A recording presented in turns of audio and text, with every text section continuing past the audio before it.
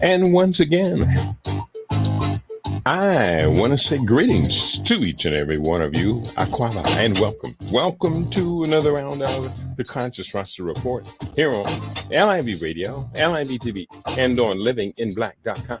My name is Keedy Awadu, aka the Conscious Roster. Weekday mornings, you and I get together live. We come at you from 9 a.m. Pacific time. That's 12 noon Eastern time. 5 p.m. GMT and 8 p.m. East Africa time. We get together with you and we deal with culture, consciousness, historical perspective. We deal with entertainment, economics, education, health, labor, law, politics, religion, family, conflict, future studies, all areas of human interactivity and development. Today's date is Tuesday, the 3rd of May, or the 3rd of June, I should say. 62, 65, 62, 25 in the Kemetic calendar, which corresponds to the year 2025 in the Western calendar, 62, 65, I should say. Welcome to the 7th millennium. You have found your family in a peaceful place here on LIV Radio, LIV TV, here on livinginblack.com. It is absolutely a pleasure to be with you today. We're going to be talking about a very serious subject here, one which you may or may not be familiar with. I hope you do find it to be informative, inspiring, and that we can learn and grow together, that we can learn and grow together here on LIV Radio, LIV TV, and on livinginblack.com. Let me tell you about the show today.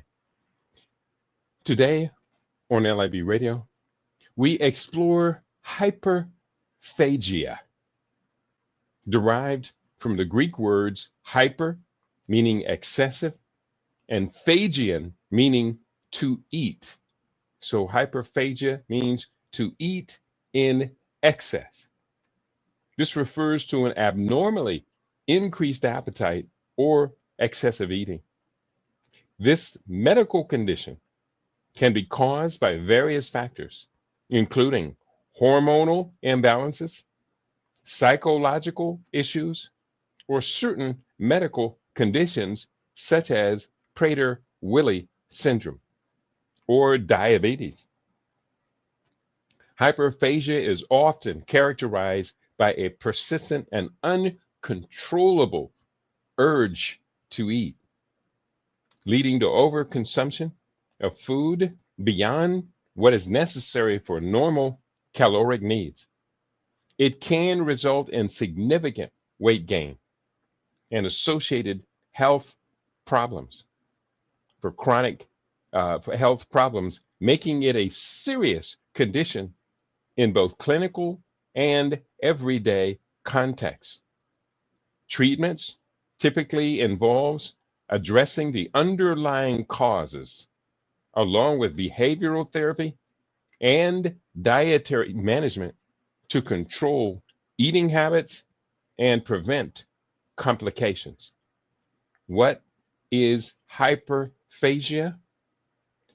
That is the subject of today's conversation. Now, I don't want anyone who is of excess weight. Today is not body shaming. Today, we're going to put this in the context of what is happening in the background. I believe that once we understand truly what is happening in the background, it gives us a better position to be able to correct this situation or other situations like hyperphagia. So bear with me, everybody. This is in love. This is in love. And we're not talking about overweight conditions in this situation with Prader-Willi syndrome. This is about gross and morbid obesity, meaning obesity, which will lead to mortality or morbidity. It's morbidity on the way toward mortality. So that is the subject for today. Are you ready? Are you ready? Yeah, we're ready, Kitty. Let's do this study today. You're going to hear some terminology today that's going to be challenging. There is no doubt about that. But we're going to do the best to make this as comprehensive as possible. Because quite simply, we got to work this out. So I do welcome you, our listening audience, to join me today as we talk about hyperphagia. Now, let's go right into the research. I have a lot of research I pulled up. We're going to go to first, we're going to go to the definition of hyperphagia from the American Heritage Dictionary of the English Language. Hyperphagia, abnormally increased appetite for and consumption of food, thought to be associated with a lesion or injury in the hypothalamus from the American, this is in the hypothalamus from the American Heritage Dictionary of the English Language. Abnormally increased appetite. I'm going to go to my first resource article that I pulled up today. And I think this one is really pretty good. I'm going to share this with you as well. I'm going to put it up on the YouTube so people on YouTube can have access to it. And I'm going to also put this up on Rumble, which is our first and primary outlet to be able to share information. So posting that up on Rumble. And my computer is glitching. Let's see, why is it glitching? It's not showing any motion here. Let's try this again. I'm going to reload this page. Reload. And what is hyperplasia? Okay, it's up and it's running again. So I'm going to post this. I did post this up on Rumble as well. I'm going to put this up not just one time, but 2 times on my Facebook page, because the Facebook has the promo, which leads into today's conversation, but it also includes the actual stream. So I'm going to put that stream up, a link to this article I'm going to be reading from in 10 seconds. I'm going to put that up on the streaming site at website. And here we go. Again, we're looking at a website entitled Zonia. Why we overeat, and 5 strategies to stop overeating by Trish Houghton, CNS, written on Zonia, November 19, 2019. 5 why we overeat and 5 strategies to stop overeating. Have you ever noticed how incredibly easy it is to overeat? So many people can throw down a 6-pack of beer, eat through a large pizza, or munch a whole bag of chips in a single setting. Food is just so enjoyable in so many ways. Whether your tastes run toward sweet treats, savory dishes, salty snacks, or even sour delights, it's tough to eat in moderation. Why is that? What is it about food that makes it so easy to overeat? Well, here's the truth you may not realize. Food isn't the only thing to blame. There are a number of reasons that you may end up overeating. Genetics. We're all genetically predisposed to enjoy certain flavors, some sweet, some salty, some sour, etc. Thanks to the high availability of food, we can always find snacks, treats, and high-calorie meals that cater to our tastes. Of course, some people are also genetically predisposed to addictive behavior, including overeating. Even though genetics can play a role in your tendencies to eat more than is good for your health, you can still reverse the trend if you follow the advices at the end of this article. Point two, why we end up overeating: survival. The human body is the ultimate survival mechanism. It is always trying to store more fat, backup energy, in case of emergency situations with very little food available. This survival mechanism is what causes your body to shut down when you deprive it of calories. Number three, addictive foods.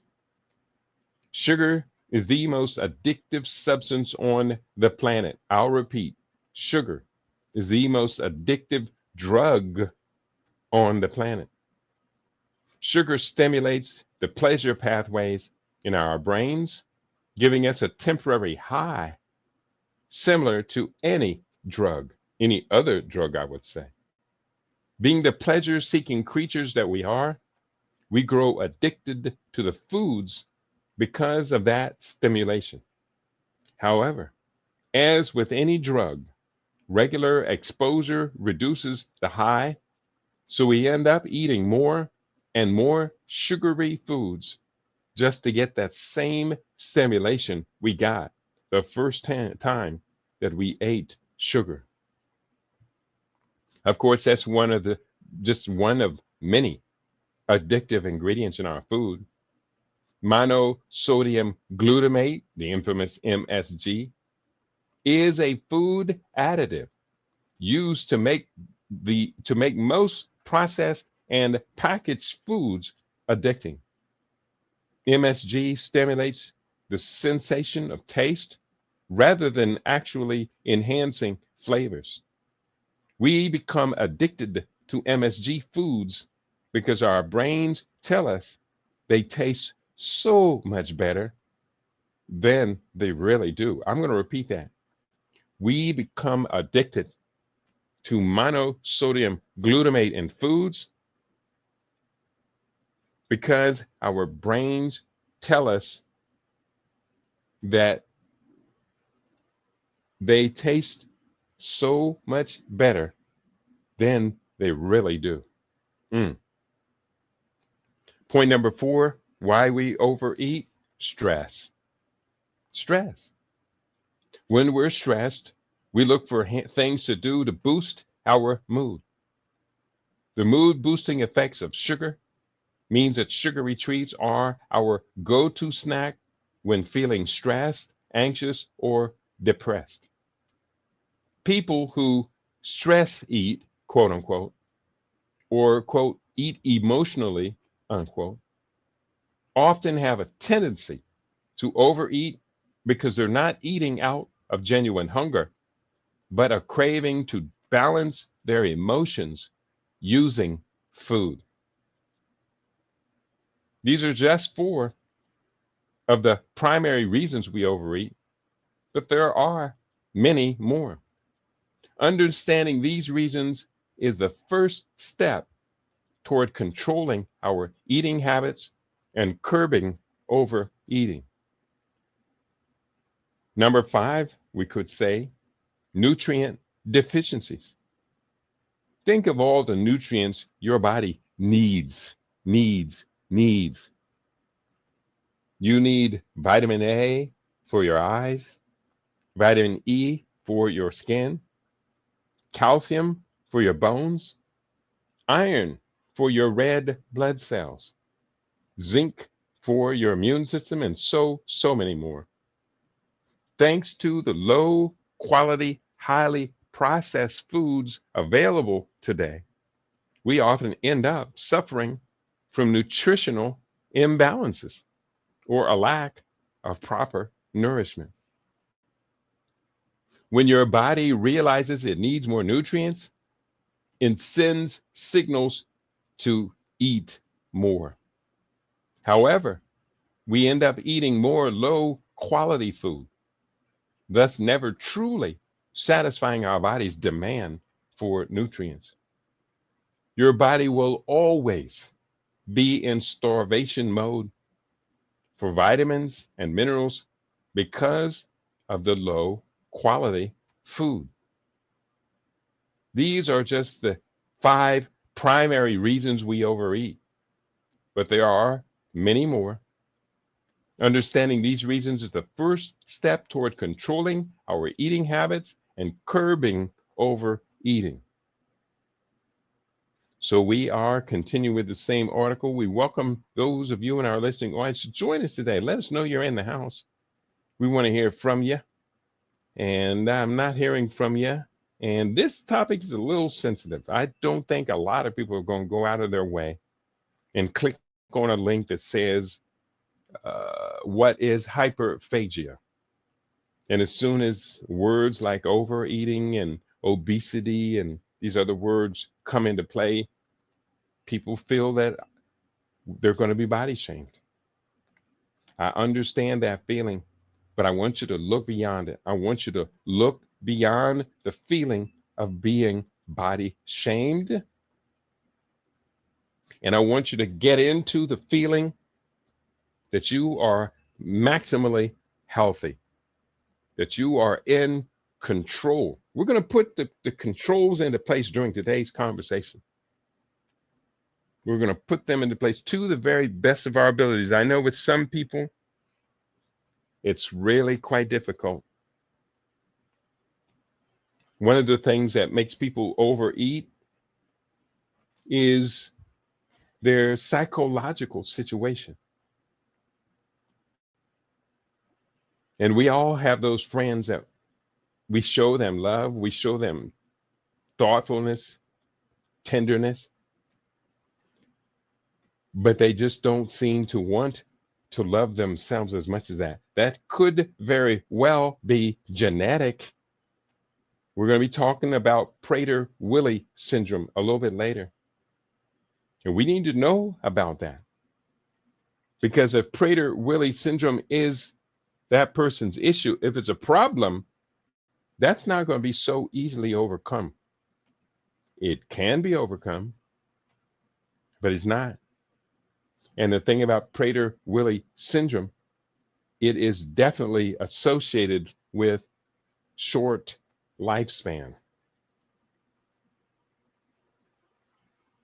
And then we have to ask the question, is this overeating condition worth dying for, at least without your understanding? Or is it better to understand what is going on inside your body? So we continue. Same article I was reading from. I'm going to continue with that same article right now. How to stop overeating. The author writes, here are my 5 simple strategies to help you to stop overeating. Number 1, clean up your diet. Get rid of processed and artificially flavored foods. Don't have them accessible. Get rid of them, the author is saying. Take them out of your house. Take them out of your house. Stick with foods that are raw and natural. Veggies, fruits, nuts, seeds, whole grains. The author says meat and poultry and dairy and fish. I do not consume meat, dairy, poultry, and fish. In fact, I personally teach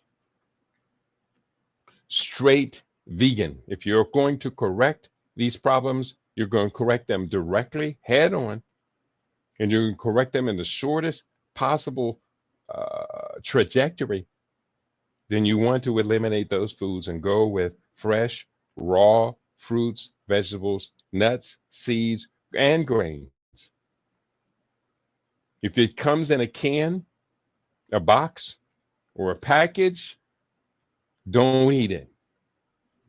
And let's be clear, meat, poultry, dairy, and fish all come in a package. Many times that package is styrofoam, and styrofoam is completely taboo. It leaches plastic into your food and you eat it directly. So if it's packaged in a box or a can, don't eat it. Cook everything from its natural state, and you can avoid the addictive food additives.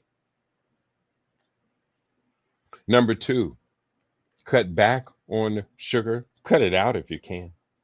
You won't be able to cut it out. Sugar is in the fruits and the vegetables, and that's a good thing. But cut out the refined sugar, the pastry, the pasta, etc. Get rid of it. Like way back. Cut way back on sugar, they're saying, to as little sugar as humanly possible.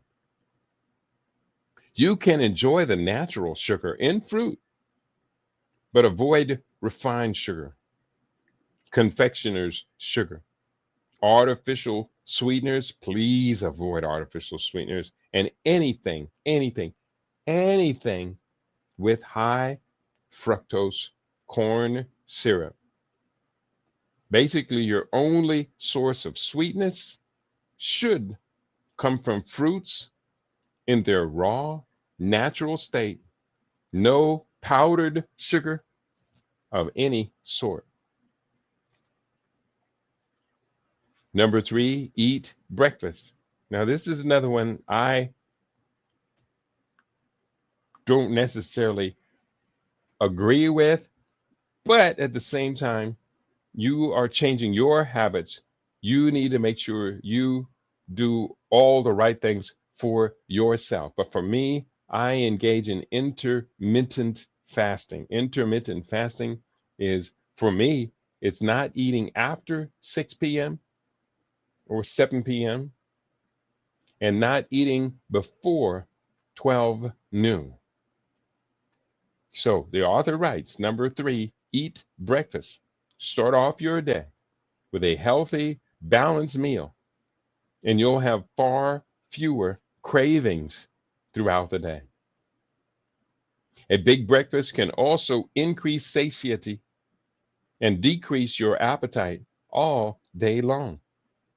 You are far less to overeat if you have a meal of protein, whole grains, and unsaturated and saturated fats to start off the day. So a whole meal of protein, whole grains, saturated and unsaturated fats to start off your day. Now, you, of course, have to figure out what's the best source for those particular nutrients. Number four, be mindful of your food choices. Don't eat only because food tastes good, but eat also to provide your body the healthy nutrients needed for your daily work life, home life, and exercise. Stop seeing food as pleasure only. Stop seeing food as pleasure only, but treat it as healthy fuel as well. It can both taste good and provide you the energy required. Be mindful of your choices as you make and always strive to choose the healthier option when given a choice. I think that's a very important paragraph. And I'm going to copy, cut, and paste that one into this other document that I have over here.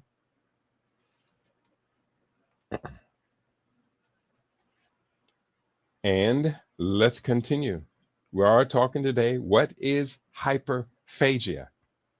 Number five, watch out for, quote, trigger foods, unquote.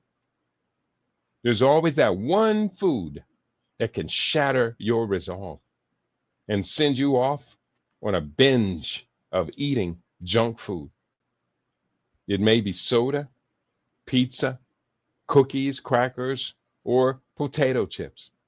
Whatever it is, be aware of your trigger foods and avoid them at all costs.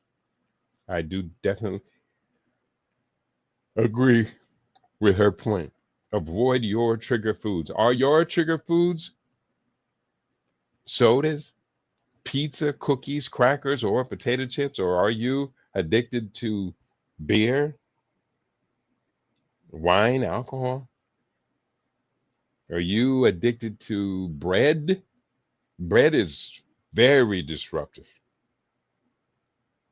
You have to avoid those trigger foods. You don't have to be held hostage by sugar cravings or your genetic predisposition to overeating. Make these 5 changes and take back control of your life. Awesome.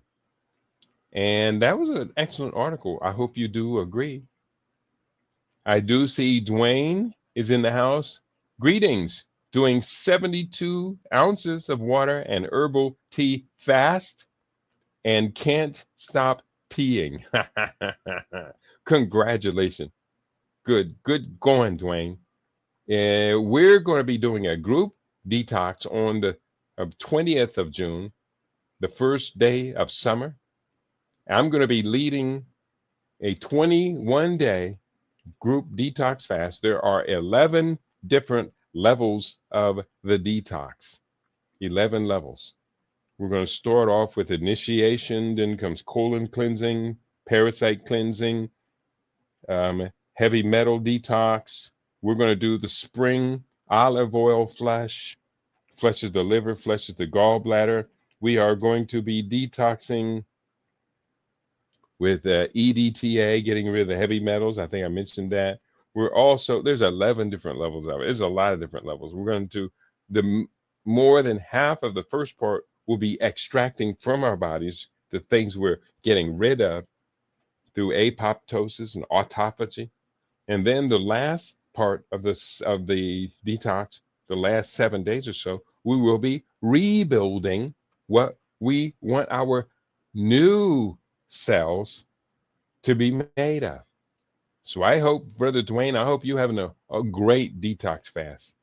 But consider doing, he's saying doing 72 water. I think he didn't say 72 water. He says, I don't know if that's ounces of water and herbal tea fast. I can't stop peeing. I take it he's doing a 3-day water fast, 72 hours. Am I correct, Brother Dwayne? You're doing 72 hours? But if you can, join the detox fast. It's going to be absolutely awesome. And you will meet a bunch of new friends as we all do our detox together. Highly, highly recommend it. He says, he. I don't know what you're saying, Dwayne. He, her. Hour. Okay, 72-hour water fast. He had a hard time typing that HR in. I think it's HOUR. We got you, Dwayne. We understand it. 72-hour detox fast. And that's a real strong detox fast. I do recommend, if you can, please, everyone out there, do at least one time, at least once, do a 72-hour water fast. It's really good for you. Now, I'm going to be doing a 100 plus hour, about 120-hour water fast. That's almost 5 days. But, we're all going to be approaching it individually. So I know my limits. I've done 10-day water fast multiple times. And let's go from there. We're going to pick it up once again. I was on this document. Next, I'm going to be talking about Prader-Willi syndrome. Prader-Willi syndrome. Prader-Willi syndrome, PWS, is a rare genetic disorder affecting approximately 1 in 15,000 to 20,000 people.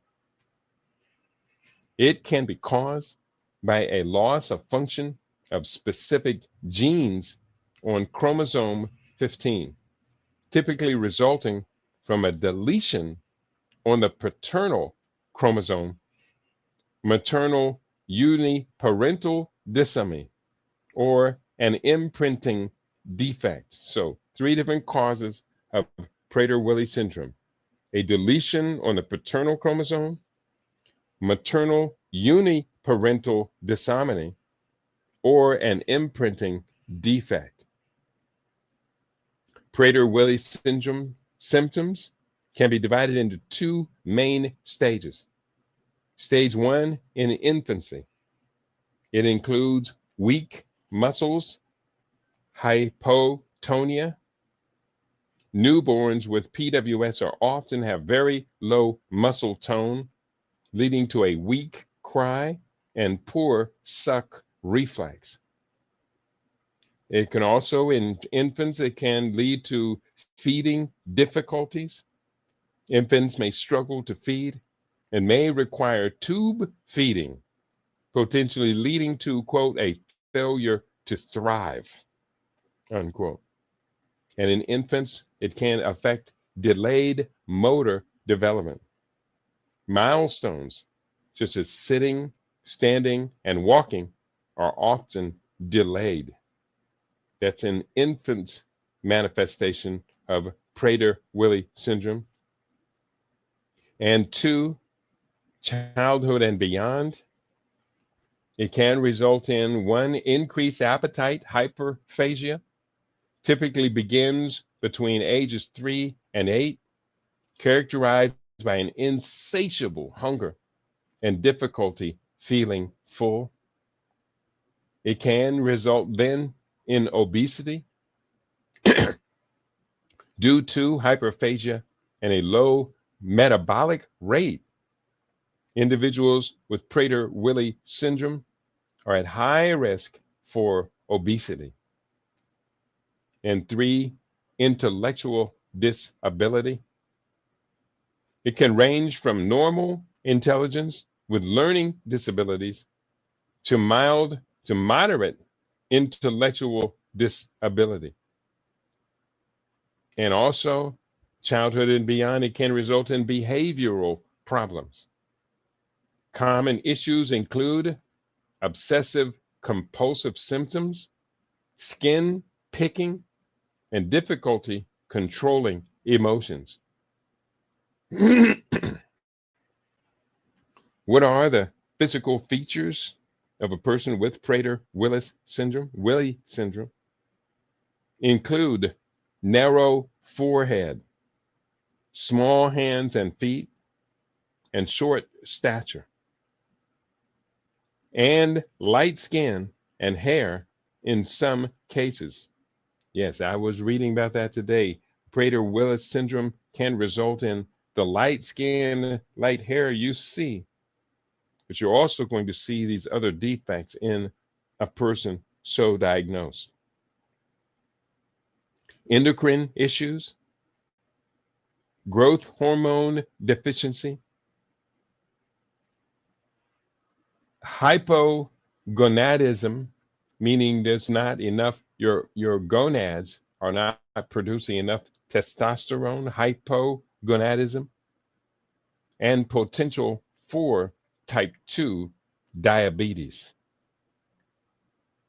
And also other physical features include sleep disturbances, excessive daytime sleepiness, and sleep apnea are symptoms of Prader-Willi syndrome.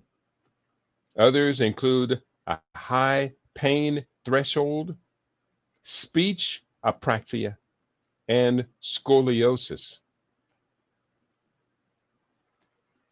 The causes: Prader-Willi syndrome is caused by the loss of function of genes in a specific region of chromosome 15. The primary mechanisms include, number 1, parental deletion. Approximately 70% of cases involving a deletion on the paternal chromosome 15. Also, imprinting defects. A small percentage, 1 to 3% of cases, are due to mutations that cause the paternal chromosome 15 genetic material to be inactive. Also, it can result from maternal uniparental disharmony, UPD. About 25% of cases occur when an individual inherits two copies of chromosome 15 from their mother and none from their father. And then when we ask this question, what is disomy, maternal uniparental disomy? Disomy refers to the state where disomy refers to a state where an organism has two copies of a particular chromosome. Typically, these two copies are one from each parent, making it a normal state in humans. However, disomy can also disomy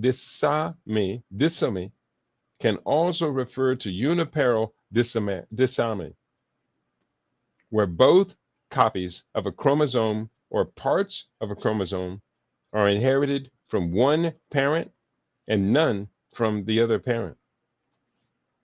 This can occur through two main mechanisms. Heterodisomy, two different copies of the same chromosome are inherited from one parent, usually due to a meiosis 1 error. And then there is isodisomy. Isodisomy, both chromosomes are inherited or identical copies from one parent, typically due to a meiosis 2 error or post-zygotic duplication of a chromosome. Then there is uniparental disharmony. Can lead to genetic disorders if the chromosomes or segments inherited contained imprinted genes which are expressed differently based on the parent of origin. Additionally, isodisomy can uncover recessive mutations leading to genetic diseases if both chromosomes carry the same recessive mutation. Disomy can also be categorized into full chromosome disomy and partial chromosome disomy, depending on whether the entire chromosome or only parts of it are duplicated. Full chromosomal disomy is less common and often results in developmental abnormalities or genetic disorders. Treatment. While there is no cure for Prader-Willi syndrome, various treatments can manage symptoms and improve quality of life. These various treatments include, number one, feeding therapy to address early feeding difficulties, physical therapy to improve muscle tone and motor skills, occupational therapy to enhance daily living skills, growth hormone therapy helps with growth and muscle development, strict food supervision to prevent overeating and obesity,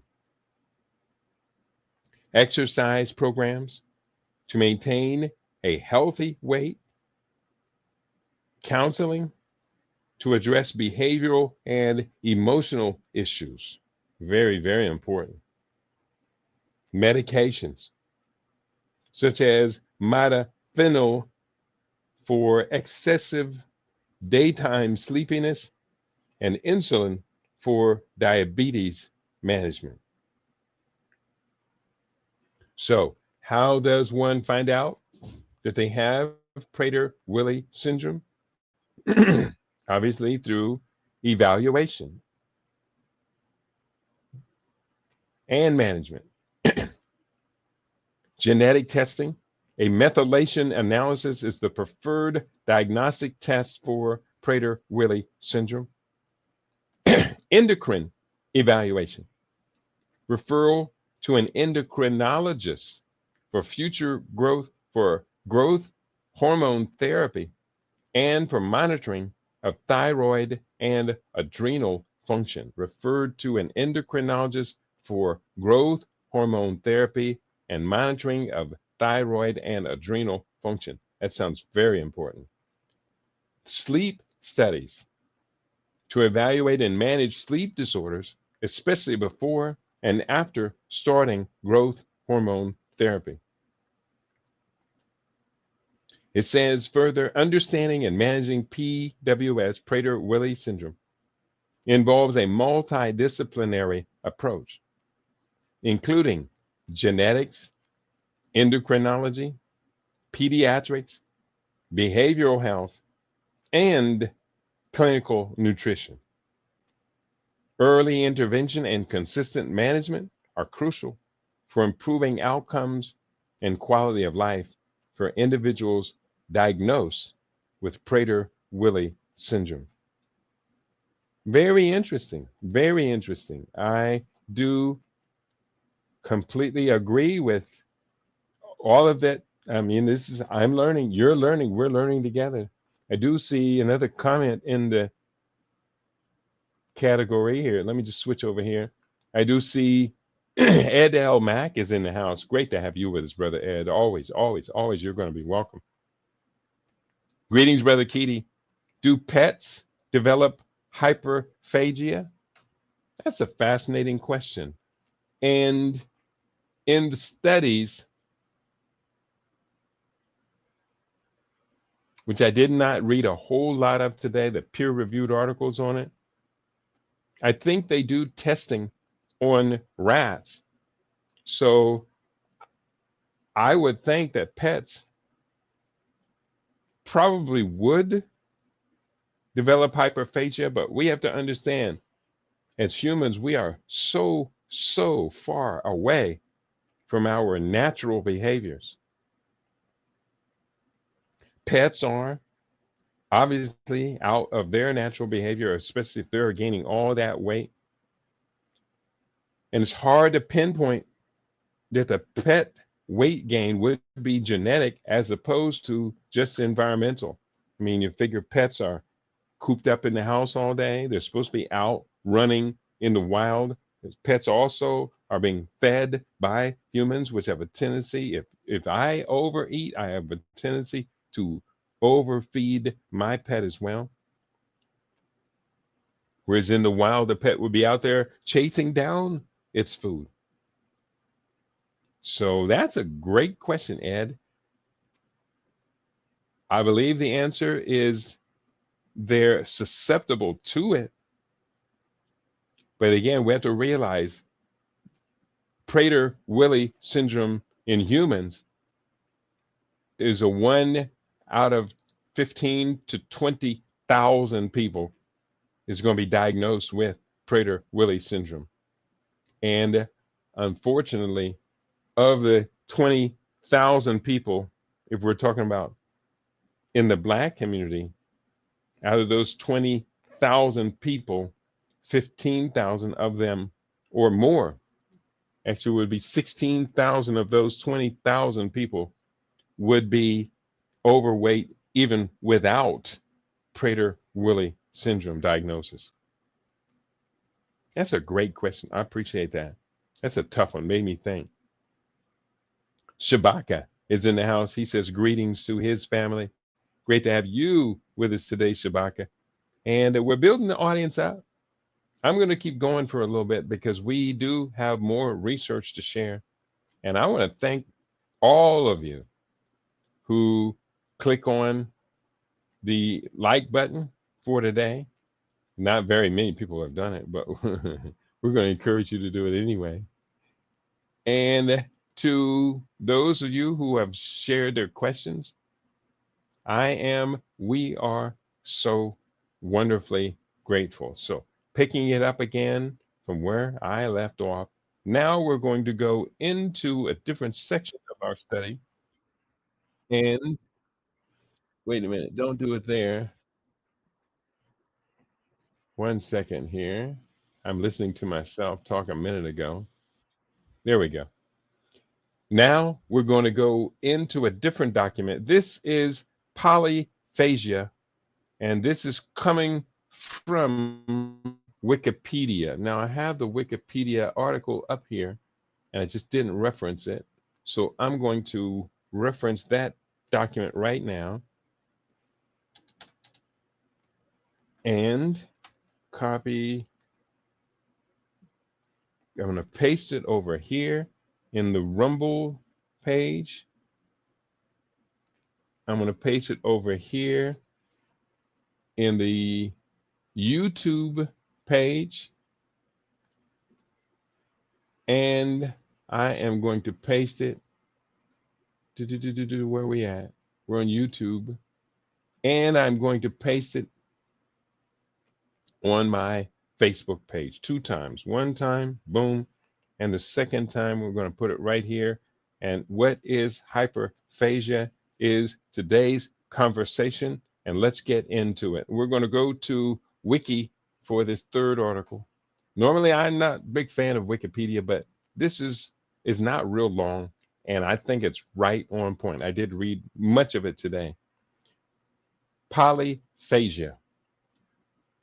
Also, it says C, hyperphagia ecology. So polyphagia or hyperphagia is an abnormally strong, incessant sensation or hunger or desire to eat, often leading to overeating. In contrast to an increase in appetite following exercise, polyphagia does not subside after eating and often leads to a rapid intake of excessive quantities of food. Polyphagia is not a disorder by itself. Rather, it is a symptom indicating an underlying medical condition. It is frequently a result of abnormal blood glucose levels, both hyperglycemia and hypoglycemia, and along with polydipsia and polyuria, it is one of the 3 P's commonly associated with uncontrolled diabetes mellitus. Etymology. The word polyphagia uses a combining forms of poly plus phagia. From the Greek words polis, very much, or many, and phago, eating or devouring, very much or very many, eating or devouring. Underlying conditions and possible causes. Polyphagia is one of the most common symptoms of diabetes mellitus. It is associated with hyperthyroidism and endocrine diseases. Example given Graves' disease, and has also been noted in Prader-Willi syndrome and other genetic conditions caused by chromosomal abnormalities. It is only one of several diagnostic criteria for bulimia and is not itself classified as an eating disorder, as a symptom of Klein-Levin syndrome. It is sometimes termed metaphagia. So knocking out vagal nerve receptors that have been shown to cause hyperphagia, changes in hormones associated with the female menstrual cycle can lead to extreme hunger right before the period. Spikes in estrogen and progesterone and decreased serotonin can lead for cravings for carbohydrates and fats. Polyphagia is found in the following conditions: And these following conditions, I'm going to read right through them. Chromosome 22q13 duplication syndrome, chromosome 2p25.3 deletion, MYTL1 syndrome, chromosome XQ26.3 duplication syndrome, congenital generalized lipodystrophy type 1, congenital generalized lipodystrophy type 2, diabetes mellitus type 1, familial renal glucosuria, frontotemporal dementia, ubiquitin positive, Graves' disease, hypotonia cystinuria syndrome, Klein-Levin syndrome, leptin deficiency or dysfunction, leptin receptor deficiency,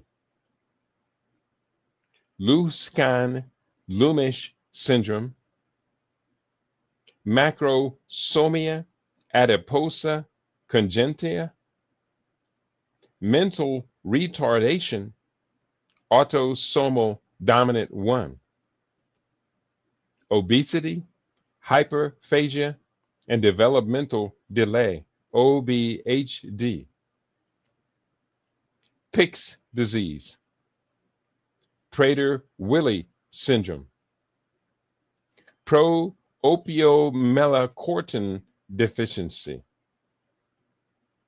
Schaff-Young syndrome, polyphagia in diabetes.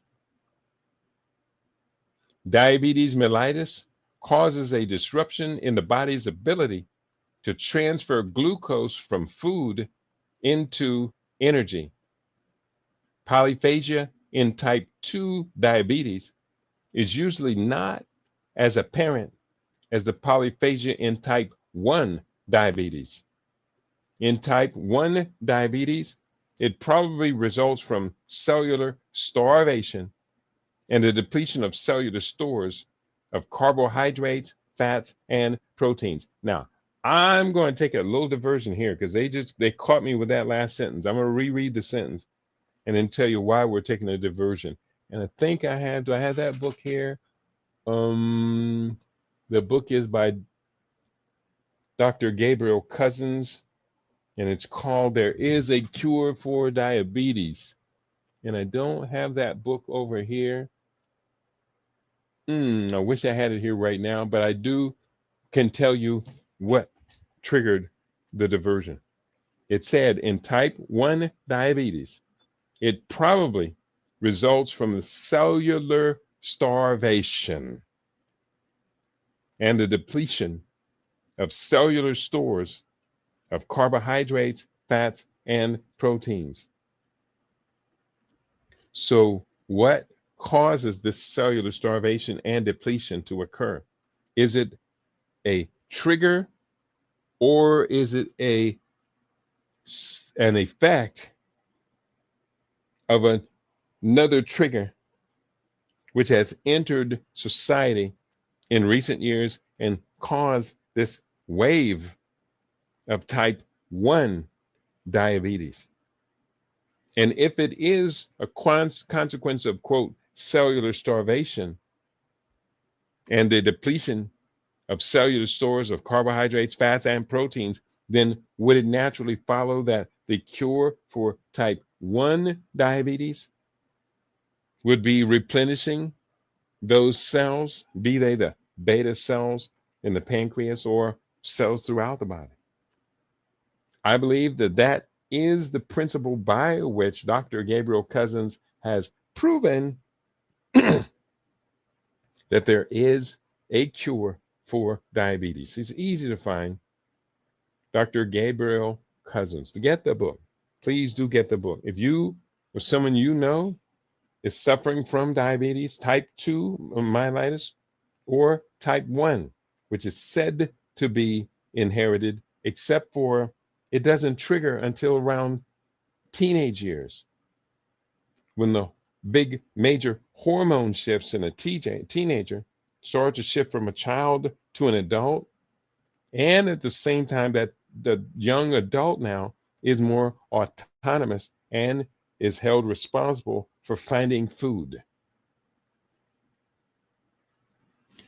I believe that type 1 diabetes, as is type 2 diabetes, is largely an environmental factor, epigenetic. It's triggered by your behaviors. Now, others would vehemently disagree with that, and I can understand the point of their disagreement. I would love to debate it out with someone in the field, because the reality is, if you saw the movie Simply Raw, the 30-day diabetes raw food challenge, you saw Dr. Gabriel Cousens and his team cure one case of type 1 diabetes. In the research they did, they cured 4 cases. I believe it was 4 cases. 1, 2, 3, 4. 3 additional cases of type 2 diabetes in the film. And then 1 case, the patient dropped out. He was getting great results. His body was changing, but he didn't have the mental fortitude to stick with it. And in the other case, the person was secretly an alcoholic. That person who was secretly an alcoholic was a type 1 diabetes case. And he was able to cut his insulin by 75% during the experiment, which is wonderful. That's wonderful. But the other one who completed the program as instructed, type 1 diabetes, was reversed. Completely, totally reversed. So this condition, type 1, probably results from cellular starvation and the depletion of cellular stores of carbohydrates, fats, and proteins. He resolved that. He resolved it. I like victory. I love these stories of complete and total success. I recently had someone here at our home, which we're now doing as a healing center, at our home, who didn't cure his diabetes in 2 weeks, which 2 weeks is right the very limit. He stayed just a day under 2 weeks. 2 weeks is the point at which you're saying the cure is in place. But he was able to cut his insulin rather dramatically. And personally, I hope he stayed to the protocol. I need to talk to him. I hope he stayed on the protocol for additional 2 weeks. It's been 4 weeks, 6 weeks now since he left. And I hope he fixed his diabetes. He was severely overweight, still is, but he was taking off the weight wonderfully. In 2 weeks, just less than 2 weeks, he took off over 15 pounds. And that is right on course to get rid of that diabetes. But again, I got to say, he was only able to stay 13 days. And the diabetes cure is expected to happen around day 10 to day 14. So therefore, it would be after the 13 days where we could now look at him and say, you can come off that insulin. So we do the best we can. And anyone else want to use your body as a guinea dove? We don't do the pig around here. You will be highly, highly welcomed. Now, I'm going to charge you for the bed and the breakfast, and you're going to have meals every day. And you will learn from me. I will teach you every day. Everything I know is going to cure your condition. Everything that I know. Diagnosed with cancer, come on over. Diagnosed with diabetes, come on through. Diagnosed with overweight or obesity, come on, come and get this love. We got you. An autoimmune disorder, come on over. We got you. Chronic inflammation, come on through. Eat the food. In 2 weeks, you will be over the chronic inflammation and you will be losing weight at an average of 2 pounds a day.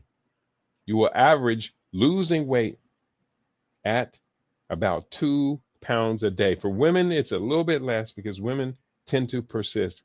But at the same time, I will say that based upon my experience, that men in this type of situation are more deliberate. Women are prone to being affected by their emotions, where a man's emotions are really going to be about the outcome. Women's emotions are constant. It's not all the way absolute. There are always variables within this, but that's how I feel it runs. So we are here in the house. He says, Brother Shabaka, I will be coming to the health retreat soon. I need it. Yes, Brother Shabaka, you do need it. In fact, if I can recall, I put out a book called Miracle on 2 Feet, Recovery, Prevention and Recovery from Stroke. And if I'm recalling right, I think that's the issue that you have been challenged with. Correct me if I'm wrong. But I got you. But I can't do it unless and until you show up. So come on through, Brother Shabaka. If nothing else, we'll start with a 1 hour consultation, and then I will apply that 1 hour consultation to the fee that we charge for coming on out to our health and wellness retreat space. You can do it. You can do it. I know that you can. Yes, you can do it. You can do it. You should do it, Brother Shabaka. You should do it for me because I want to brag about your health and the transformation that you went through under my tutelage. Of course, you will have the health and outcome for me to brag about. So I hope you don't disagree with that. Come on out. He said stroke June 2022. And that's just 3 years away. The methods in the book, we talk about repairing the body from stroke as much as 20 years after the incident. Obviously, the earliest, most drastic action has the best chance of recovery, but it can be many years afterwards. The book, one of my friends did apply the book, and he said his wife had had a stroke, and he said the book was awesome. He said she dove into it and she just loved it, and she was trying all the various things, and he said they were getting the results they wanted, and he thanked me for it.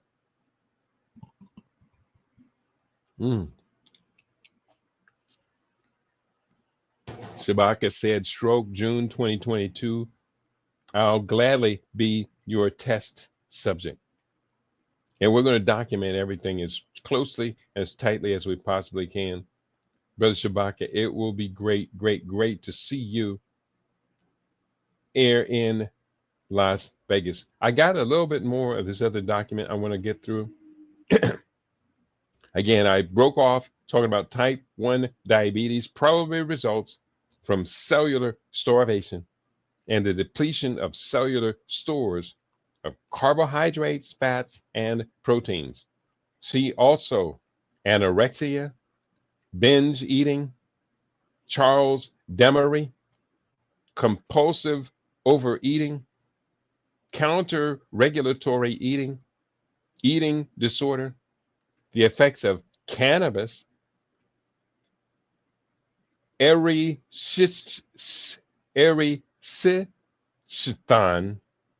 of Thessaly, erysichthon of Thessaly, that's a Greek name, hedonic hunger, and tare. So those are other conditions related to this. So I'm going to take a second now and go into some of the other references that I did pull up. I'm going to pull up this reference. It's called Polyphagia, Human Phenotype Ontology. Okay, so I'm going to pull that up. Bear with me here. Open a new link, open a new tab. And here we're looking at this peer review article. That is not coming up. It's talking about polyphagia, but it's not, the article is not coming up. Bear with me. I'll see if I can find it another way. I'm looking, search for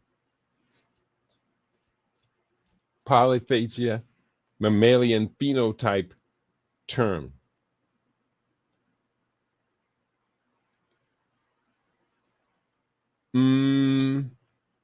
Let's go to Science Direct Topics. That's a good website. I like using Science Direct.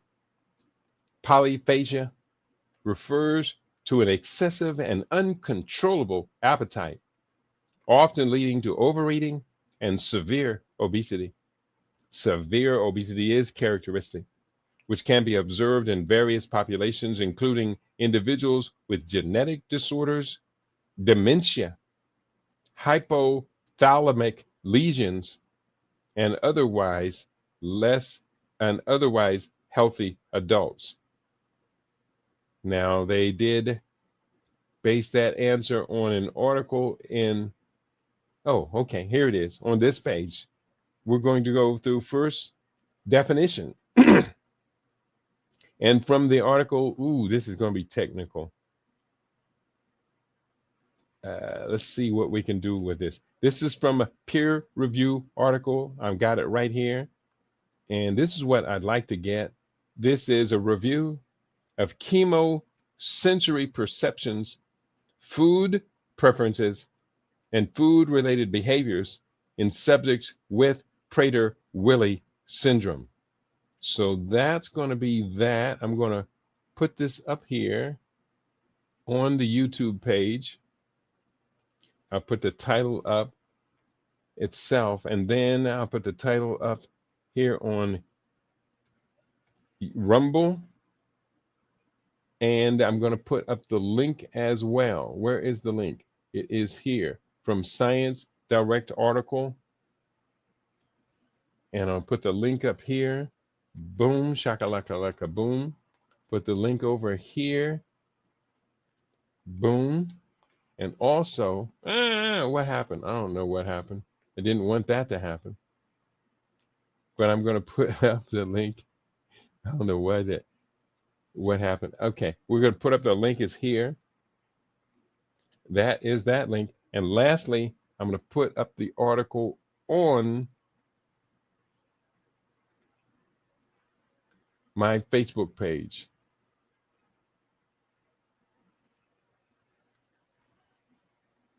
Bear with me.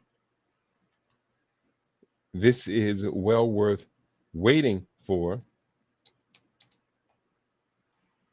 And boom, got it. Copy, cut, and paste. All copy and enter, and then paste it one more time down here. And let's go into this article. Once again, the title, a review of chemosensory perceptions, food preferences, and food-related behaviors in subjects with Prader-Willi syndrome. Here's the abstract. Hyperphagia and obsessive preoccupation with food are hallmark characteristics of Prader-Willi syndrome, PWS. Although hyperplasia in Prader-Willi syndrome is linked to hypothalamic dysfunction, the underlying mechanisms behind this problem are poorly understood. Moreover, our understanding of how chemosensory perceptions and food choice preferences relate to hyperphagia in individuals with PWS is very limited. This narrative reviews in this narrative review synthesizes studies that assess chemosensory perceptions, food choices, and food-related behaviors in Prader-Willi syndrome individuals and highlights knowledge gaps in research for further exploration. 27 publications from relevant databases met inclusion criteria and were organized thematically by study technique in the review. Results suggested that PWS individuals have consistent preferences for sweet tastes and in most studies have exhibited a preference for calorie-dense foods over lower calorie foods.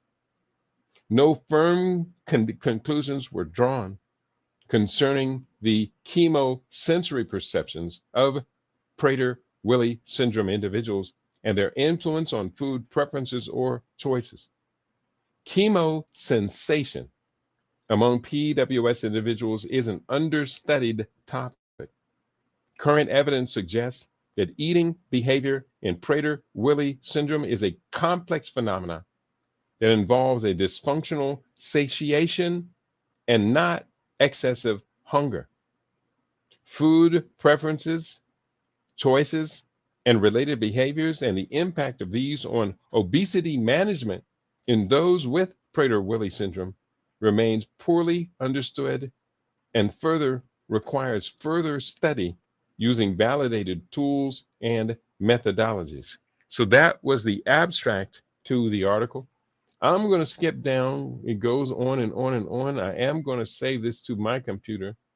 And here is what the conclusion says. Quote, these studies reviewed here suggest that the eating behavior in Prader-Willi syndrome is a complex phenomenon that involves primarily the impairment of cessation.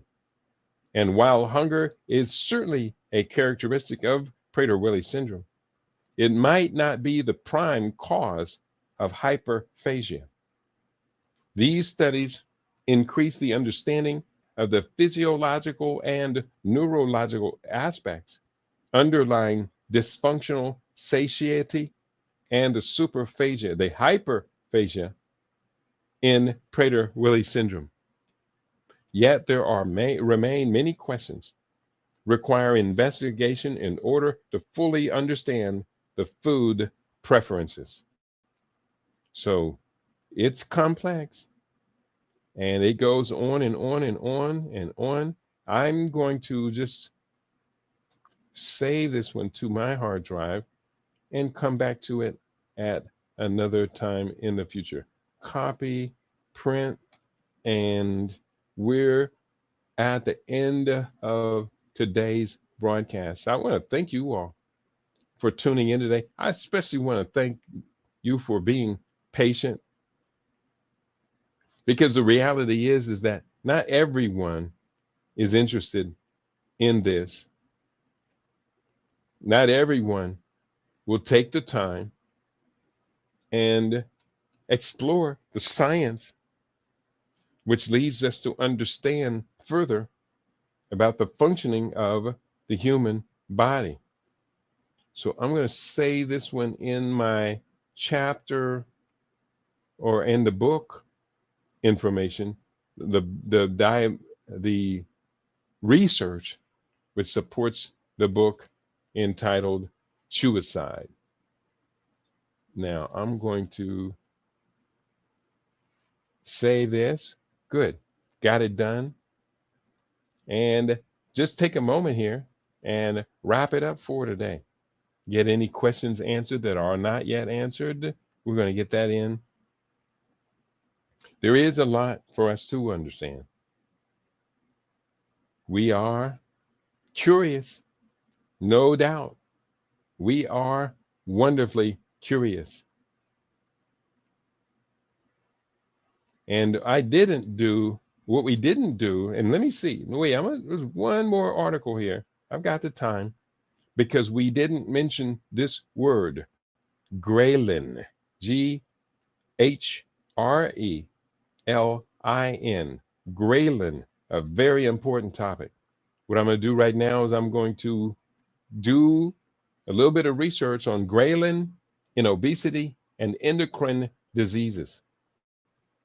This article written by Miski, Scarif et al. It appear to be Greek writers. And here's what the abstract of the article says. Quote, ghrelin, Ghrelin, shows oxyorexigenic effect, not oxyorexy, but ghrelin shows orexigenic effect through its action on the hypothalamic appetite regulating pathways. While in the periphery, ghrelin increases adipose tissue accumulation and has a diabetogenic effect on the liver and pancreas, meaning it generates diabetes. Adenosine monophosphate activated protein kinase, AMPK, has been suggested as one of the mediators of ghrelin's effects. Plasma ghrelin levels are dependent on body mass index as well as food intake patterns. Ghrelin levels are in general reduced in obese individuals and in subjects with insulin resistance. In contrast to other forms of obesity, patients with Prader-Willi syndrome display high levels of ghrelin, reduced visceral adiposity, and relative hypoinsulinemia. Relationships between obesity and common genomic variants of GRHL and GRHR genes have been studied. Ghrelin may have a role in the weight-reducing effect of bariatric surgery. However, this is a much debated issue. Altered ghrelin levels have also been observed in Cushing syndrome and thyroid disease, probably due to the secondary insulin resistance in these subjects. So that is just a brief overview of what the ghrelin is about. The conclusion: there is currently much research into the numerous physiological and pathophysiological effects of ghrelin. Ghrelin plays a critical role, a critical function in appetite regulation, as well as short and long-term energy homeostasis. The current obesity pandemic is a serious public health challenge. Antagonism of ghrelin and its signaling pathway may in the future have a powerful role to play in the management of obesity. Continued research into Prader-Willi syndrome, genetic variations of GHRL and GHSR genes, and gastric bypass is ongoing. So that the article, it chops off at that point.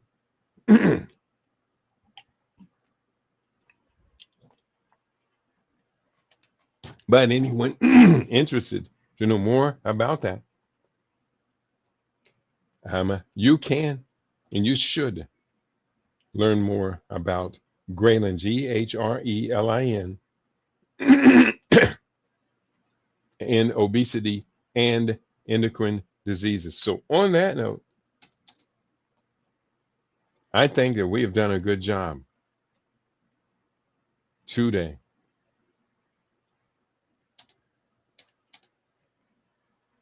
So I'm going to wrap it up. I want to thank you all for being tuned in to LIB Radio, LIBG, and livingblack.com. We aim to be your favorite. I do see Ifeeni Shepherd is in the house.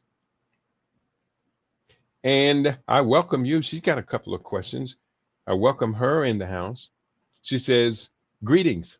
Can PCOS, polycystic ovarian syndrome, be a factor in hyperpolyphagia,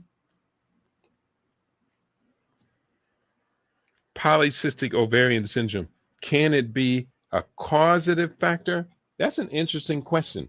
I'm going to go to an AI search engine. Now, I have a couple of ideas about what it means, but I'm just going to real quickly go to a search engine over here where he is. Let's find this a clean one to search from. There was a lot of stuff already up there. So I'm looking at hyperphagia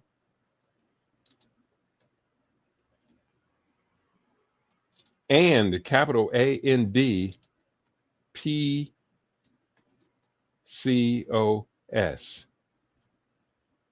Give me a 200-word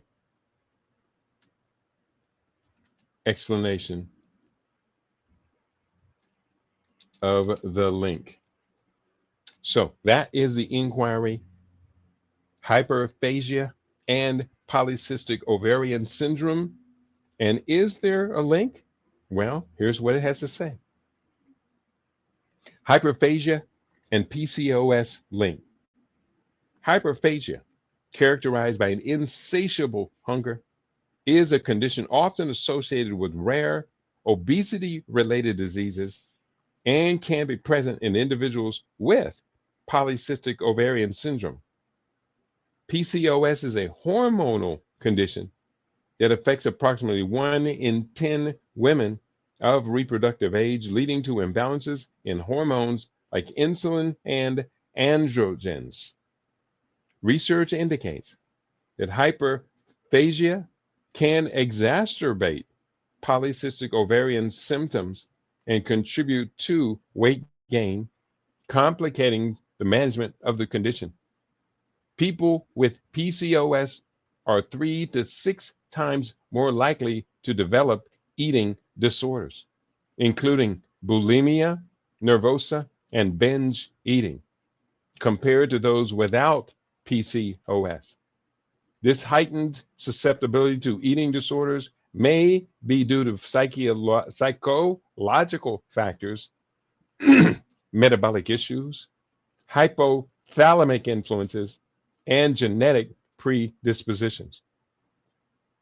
Moreover, hyperphagia can hinder weight management efforts in PCOS patients.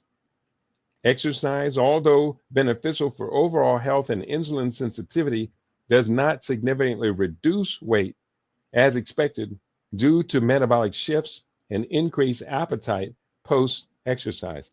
Excuse me. This phenomenon, known as hyperphagia, can make it challenging for individuals with PCOS to achieve substantial weight loss through conventional means. Understanding the interplay between hyperphagia and PCOS is crucial for developing effective management strategies.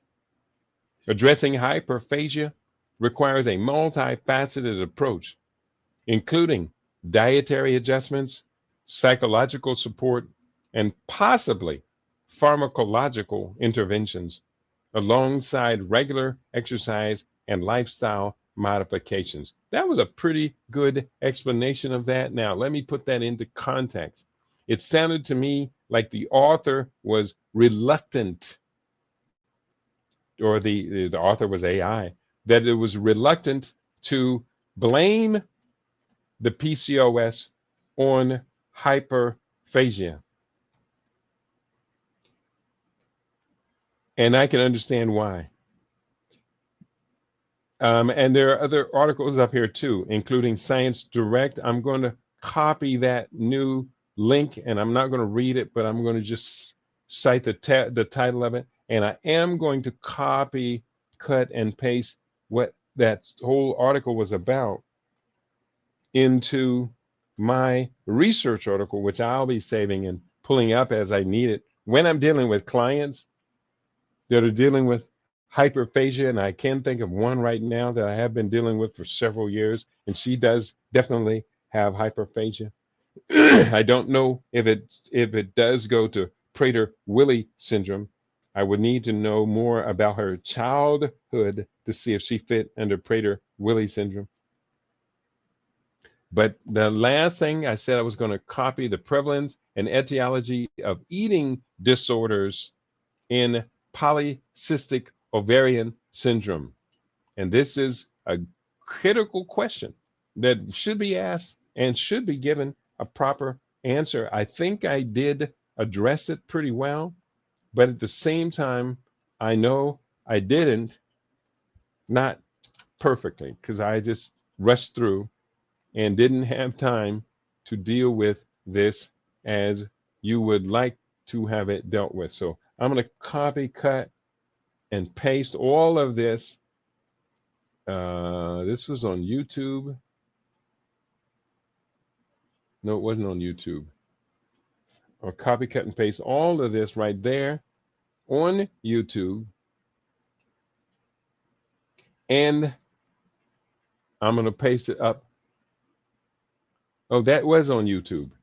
Ifni, Ifni, Ifni Shepherd. Thank you. Sorry about that. Momentary dysfunction of the brain cells. But we did get your reference. I did push it up there. And I do highly encourage you to do the research. It's a great thing to do. And it's not that complicated. And it doesn't cost you any money. It only took me a second to do what I did.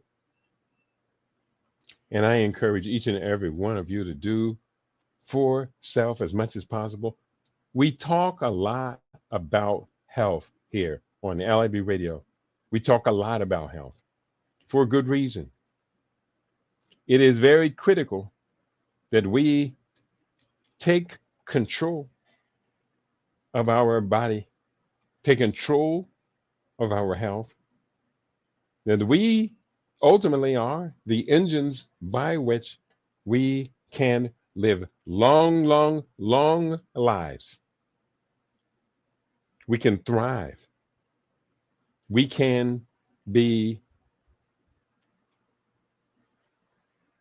masters of our fate.